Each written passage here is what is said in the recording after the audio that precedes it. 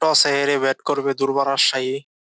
রাজশাহী দুই ওপেনার হারিস এবং জিসান আলম। শুরুতে জিসান আলমের ডাক মারার পর একটা ধাক্কাই খেতে হয়েছে রাজশাহীকে। পাকিস্তানের মোহাম্মদ হারিস আওয়াজ দিয়েছিলেন ঝড়ের।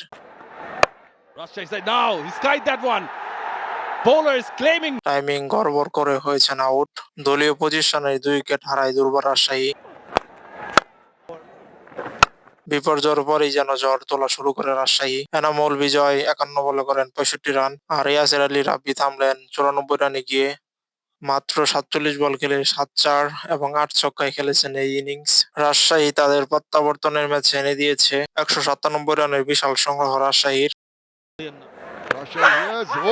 বরিশালের শুরুটা হয়েছিল খুবই বাজে। বরিশালের 2 ওপেনার তামিম এবং শান্ত। শান্ত ডাক মারার পর দল বিপদে পড়ে। সুবিধা করতে পারেনি আরেক ওপেনার তামিম গেল। 5 বলে 7 রান করেছেন অধিনায়ক। মায়ার সুবিধা করতে পারেননি, 6 রানে আউট। 61 রানে 5 উইকেট হারানোর উপর দলের হাল ধরেন মাহমুদুল্লাহ রিয়াদ।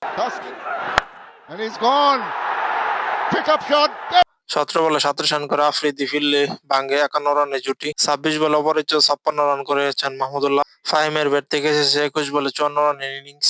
19 ওভার 1 বলে 6 উইকেটে হারিয়ে জয় নিশ্চিত করে বরিশাল।